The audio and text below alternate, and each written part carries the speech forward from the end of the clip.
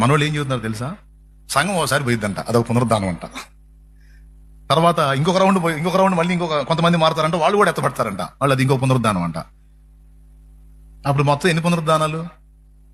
మహాశ్రమంలో కొంతమంది మారుతారంట, వాళ్ళు ఎత్తపడతారంట, అదొక పునరుద్ధానం అంట. ఏం బోధిస్తున్నారో ఏం మాట్లాడుతున్నారో నాకు బుర్ర పోతుంది వీళ్ళ బోధలు వింటా ఉంటే. వైనం లేదు, పాడు లేదు. ఉన్న పునరుద్ధానాలు రెండే రెండు. ఇక్కడ స్పష్టంగా చెప్పాడు. మొదటి పునరుద్ధానంలో ఎవరున్నారట? ఆ క్రూర మృగము ప్రతిమకైనను నమస్కరింపక ఆ వాడి ముద్రను నొసళ్ళయందు వేయించుకొనక ఉన్నవాళ్లట వీళ్ళు. క్రీస్తు యేసు నిమిత్తం సాక్ష్యం ఇచ్చి శిరశ్ఛేదం చేయబడిన వాళ్ళంట. అంటే అప్పుడు అంత్యాబద్ధ క్రీస్తు బయలుపడ్డప్పుడు, అంటే ఆ క్రూర మృగంగాడు బయలుపడ్డప్పుడు వీళ్ళు భూమి మీద ఉన్నారా లేదా?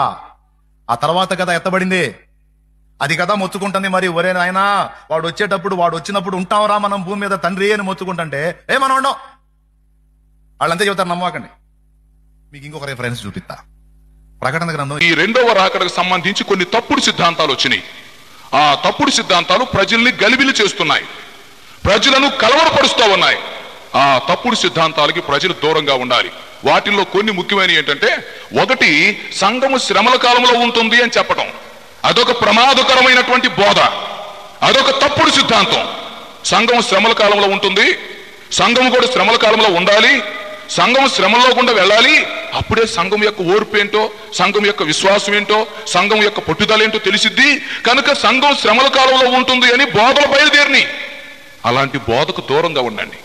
అపోస్తుల కార్యముల గ్రంథం 20:28 ఇలా ఉంది, దేవుడు తన స్వరక్తం ఇచ్చి సంపాదించుకున్న తన సంఘం, తన స్వరక్తం ఇచ్చి సంపాదించుకున్న తన సంఘాన్ని శ్రమల కాలంలో పెడతాడా? ఒకవేళ సంఘం శ్రమల్లో ఉండేటట్టయితే ఇంకా రక్షణ పొంది ఉపయోగం ఏంటి? ఇంకా రక్షణ పొందినా ఒకటే, పొందకపోయినా ఒకటే. ఒకవేళ సంఘమే శ్రమల కాలంలో ఉండేటట్టయితే ఇక మనం రక్షణ పొందిన ఉపయోగం ఏంటి? రక్షణ పొందినందువల్ల ప్రయోజనం ఏంటి? ఇంకా దీనిని కృపాయుగం అని పిలవటం ఎందుకు? కాబట్టి సంఘము శ్రమల కాలంలో ఉండదు అని మొదట తెలుసుకోవాలి. రెండవది, ఇంకొక తప్పుడు సిద్ధాంతం వచ్చింది. 1000 సంవత్సరాల పరిపాలన ఇప్పుడే జరుగుతుందని చెప్తున్నారు. ఇది ఇంకా ప్రమాదం, ఇంకా ఘోరం. 1000 సంవత్సరాల పరిపాలన ఇప్పుడు జరుగుతుంది, ఇప్పుడు మనం 1000 ఏళ్ల పరిపాలనలో ఉన్నామని చెప్పి మరికొంతమంది బోధిస్తూ ఉన్నారు. అప్పుడే 1000 సంవత్సరాల పరిపాలన వస్తుందా? ముందు సంఘం ఎత్తబడాలి, ఎత్తబడిన సంఘం మరలా 7 సంవత్సరాల తర్వాత భూమి మీదకి రావాలి. యేసుక్రీస్తు వచ్చి భూలోకాన్ని యుద్ధం చేసి జయించాలి. అప్పుడు ఆయన భూలోకంలో 1000 సంవత్సరాల పరిపాలన స్థాపించాలి.